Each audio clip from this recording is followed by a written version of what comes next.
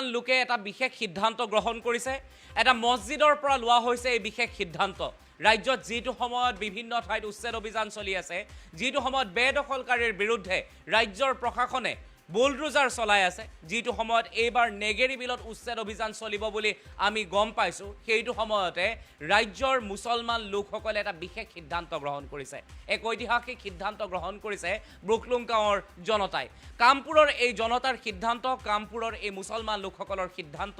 আজি অন্তত প্ৰতিগৰাকী মুছলমান লোকে শুনাটো জনাটো দৰকাৰ কামপুৰৰ ব্ৰুকলুং গাঁৱৰ জনতাই মছজিদত গৈ এটা সিদ্ধান্ত গ্ৰহণ কৰিছে আৰু সেই সিদ্ধান্তটো হৈছে উচ্ছেদিত লোকসকলক তেওঁলোকৰ গাঁৱত প্ৰৱেশ কৰিব নিদিয়াটো এইবাৰ খুদ মুছলমান লোকেই উচ্ছেদিত লোকসকলক গাঁৱত প্ৰৱেশ কৰিব নিদিয়াৰ এটা সিদ্ধান্ত গ্ৰহণ কৰিছে তেওঁলোকে কৈছে যে বিভিন্ন সময়ত ধৰ্ম একে হোৱাৰ বাবে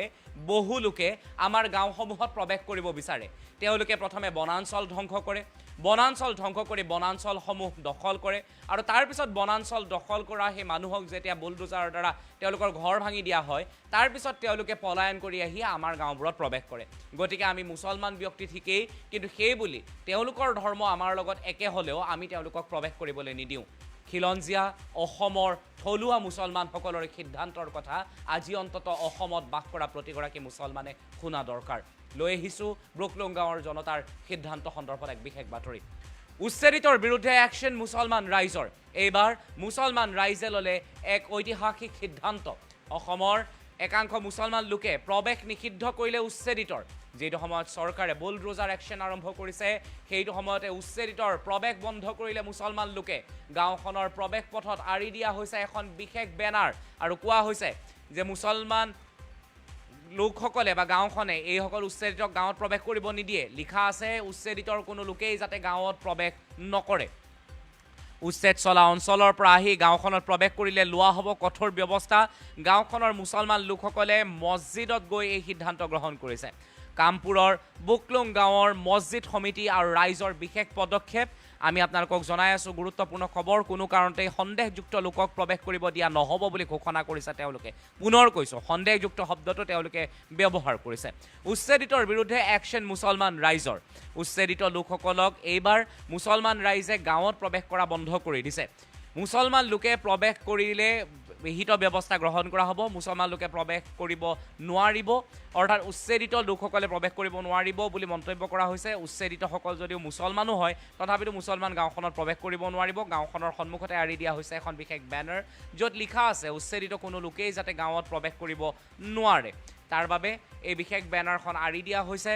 উচ্ছেদ চলা অঞ্চলৰ পৰা আহি গাঁওখনত প্ৰৱেশ কৰিলে লোৱা হ'ব কঠোৰ ব্যৱস্থা এয়া মছজিদ কমিটিৰ বিশেষ সিদ্ধান্ত গাঁওখনৰ মুছলমান লোকসকলে লৈছে এই ডাঙৰ সিদ্ধান্ত কামপুৰৰ ব্ৰুকলুং গাঁৱৰ লোকসকলে এইখন বেনাৰ আৰি দিছে আমি সেই বেনাৰখন আপোনালোকক দেখুৱাইছোঁ এয়া সেই গাঁওখনৰ মুছলমান লোকসকল সেই গাঁওখনৰ মুছলমান লোকসকলে ঠিক এনেদৰে মছজিদলৈ আহিছে আৰু আহি তেওঁলোকে কৈছে যে তেওঁলোকে এটা বিশেষ সিদ্ধান্ত লৈছে যিসকল লোকৰ উচ্ছেদ চলিছে সেইসকলে যাতে এই গাঁওখনত প্ৰৱেশ নকৰে ব্ৰুকলুং গাঁৱৰ জনতাৰ দৃশ্য দেখুৱাইছোঁ ব্ৰুকলুং গাঁৱৰ লোকসকলে কৈছে যে যদিও উচ্ছেদিতসকল মুছলমানো হয় তথাপিতো তেওঁলোকৰ গাঁৱত প্ৰৱেশ যাতে নকৰে কাৰণ যদি প্ৰৱেশ কৰে তেতিয়াহ'লে তেওঁলোকে উচিত ব্যৱস্থা গ্ৰহণ কৰিব প্ৰশাসনৰ উচ্ছেদক সম্পূৰ্ণৰূপে সমৰ্থন আগবঢ়াইছে ৰাজ্যৰ এইসকল মুছলমানে পুনৰ দেখুৱাইছোঁ ৰাজ্যৰ শ মুছলমানে প্ৰশাসনে চলাই থকা এই উচ্ছেদ অভিযানক সম্পূৰ্ণৰূপে সমৰ্থন কৰিছে এইসকল আমি দেখুৱাইছোঁ দৃশ্যত আপুনি দেখিছে এয়া ব্ৰুকলুং গাঁৱৰ মুছলমান লোক তেওঁলোকে মছজিদলৈ আহি সিদ্ধান্ত গ্ৰহণ কৰিছে যে উচ্ছেদিতই তেওঁলোকৰ গাঁৱত প্ৰৱেশ নকৰে আৰু লগতে তেওঁলোকে প্ৰশাসনক ধন্যবাদো জ্ঞাপন কৰা দেখিবলৈ পোৱা গৈছে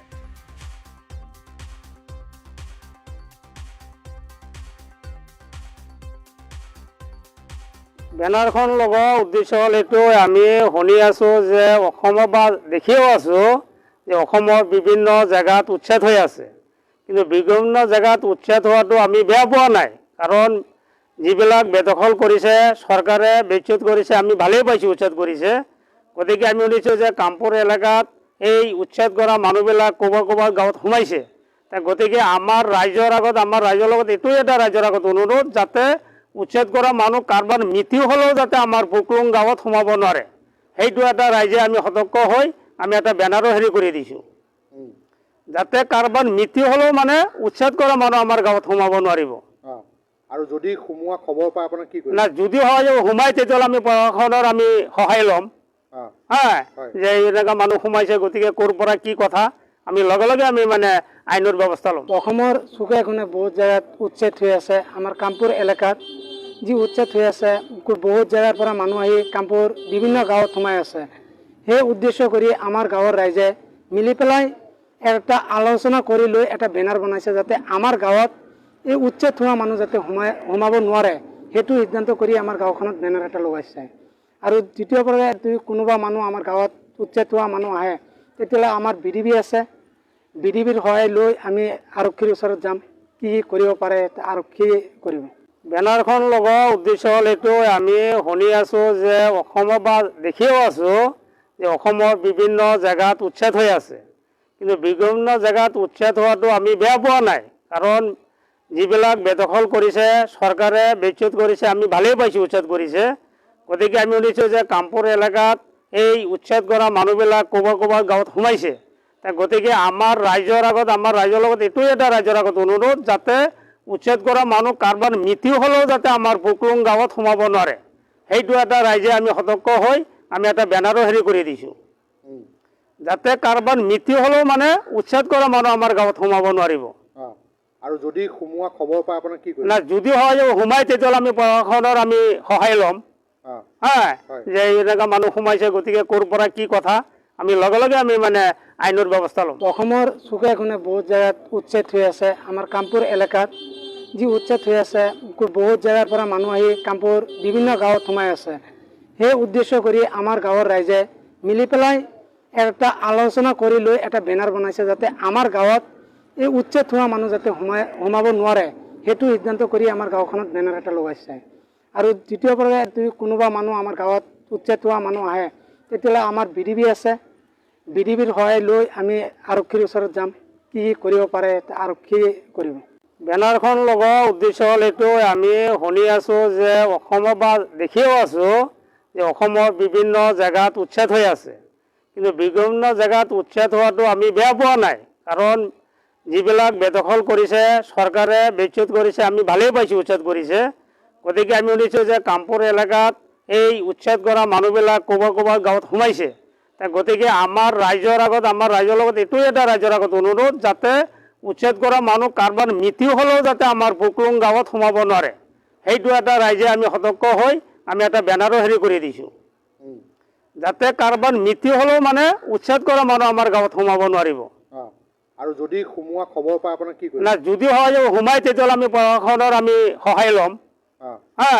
যে এনেকুৱা মানুহ সোমাইছে গতিকে ক'ৰ পৰা কি কথা আমি লগে লগে আমি মানে আইনৰ ব্যৱস্থা ল'ম। অসমৰ চুকে কোণে বহুত জেগাত উচ্ছেদ হৈ আছে। আমাৰ কামপুৰ এলেকাত যি উচ্ছেদ হৈ আছে বহুত জেগাৰ পৰা মানুহ আহি কামপুৰ বিভিন্ন গাঁৱত সোমাই আছে। সেই উদ্দেশ্য কৰি আমাৰ গাঁৱৰ ৰাইজে মিলি পেলাই এটা আলোচনা কৰি লৈ এটা বেনাৰ বনাইছে যাতে আমাৰ গাঁৱত এই উচ্ছেদ হোৱা মানুহ যাতে সোমাব নোৱাৰে সেইটো সিদ্ধান্ত কৰি আমাৰ গাঁওখনত বেনাৰ এটা লগাইছে। আৰু দ্বিতীয় পৰা যদি কোনোবা মানুহ আমাৰ গাঁৱত উচ্ছেদ হোৱা মানুহ আহে তেতিয়াহ'লে আমাৰ BDB আছে, BDBৰ সহায় লৈ আমি